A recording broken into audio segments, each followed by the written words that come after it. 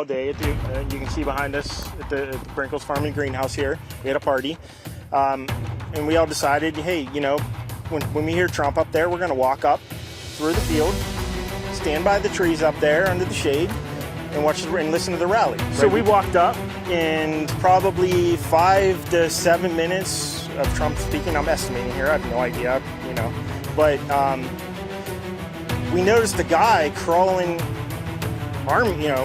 bear crawling up the roof of the building beside us, 50 feet away from us.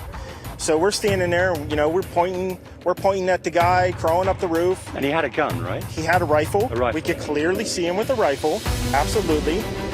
We're pointing at him. The police are down there running around on the ground. We're like, hey man, there's a guy on the roof with a rifle. And the police were like, huh, what? You know, like they didn't know what was going on. You know, we're like, hey, right here on the roof, we can see him from right here. We see him. You know, he's crawling. And next thing you know, I'm thinking to myself, I'm like, why is Trump still speaking? Why have they not pulled him off the stage? Yo, good morning. I keep getting asked about this, so I'm just gonna let you know my opinion. I am talking about the assassination attempt on former President Donald Trump.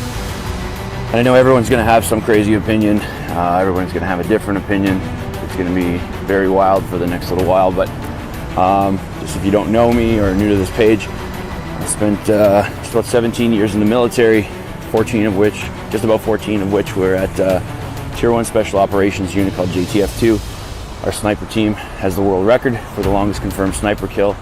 And a huge part of our job while I was there and while I was a sniper was doing close protection for VIPs up to and including the Prime Minister when he would go to, you know, dangerous countries like Iraq or Afghanistan.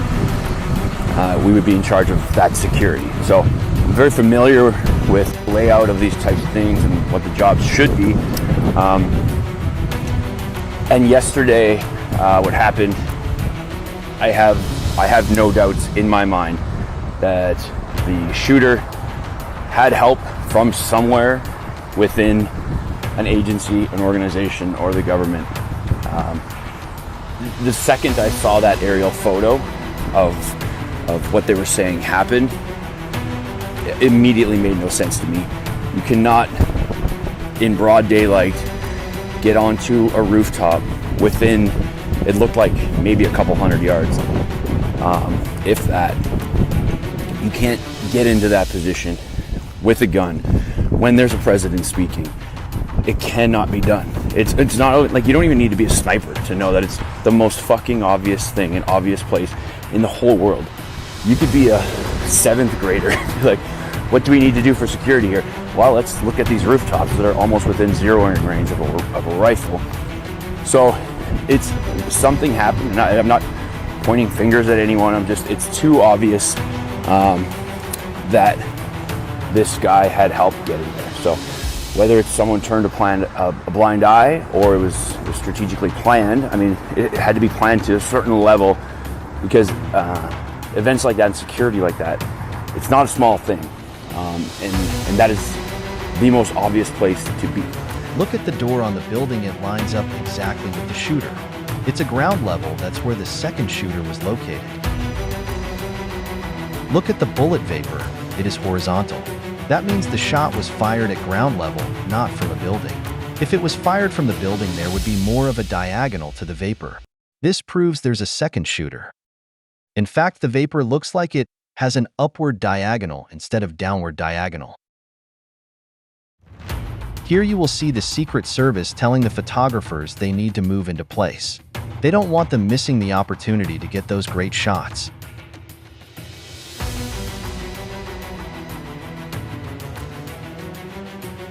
Watch closely as he grabs his ear and then puts something on the podium.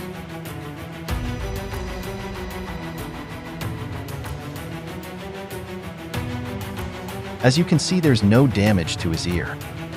Why were the spectators shot in the upper stands when the shooter had it downward trajectory and the bullets would have likely hit the stage? Why did the Secret Service continually allow him to fist bump and expose himself? The shooter's profile matches that of a person can be easily manipulated. The shooter was allowed to be on that roof because he would soon become the patsy. This latest information came from the Midas Touch channel on YouTube. This graphic shows that the shooter's family and the shooter were registered Republicans gun owners and completely supported Trump. In this graphic, Alex Jones and his mega cronies discuss a possible assassination of Trump.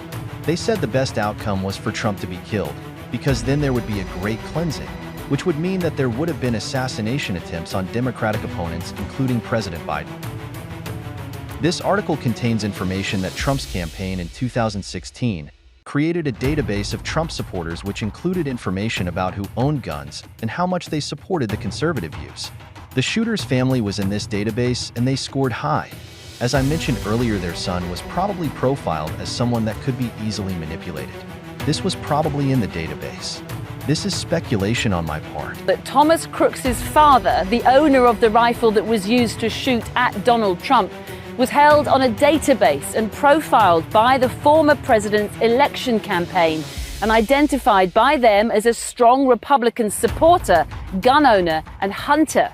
The information was compiled as part of a secret Republican project to gather data on millions of gun owners across America and use it to target pro-gun messages in the run-up to the 2016 election. And here's why they did it. The city of Pittsburgh is a key battleground in the critical swing state of Pennsylvania, so voters here are always heavily profiled and targeted by political parties, like the Trump campaign in 2016, which held voters' details on a database, including, as we've discovered, the shooter's family, Matthew Crooks and his wife Mary, who lived here at 2506 Milford Drive in Bethel Park. We know they profiled them using secret computer models to identify likely gun owners and enthusiasts, and Mr. Crooks scored very highly, 0.99 out of 1 for being a gun owner and 0.95 out of 1 for being a hunter. In fact, out of more than 19,000 people in Bethel Park who were profiled, Mr. Crooks was in the top 20, and the database classified him as a strong GOP or Republican voter.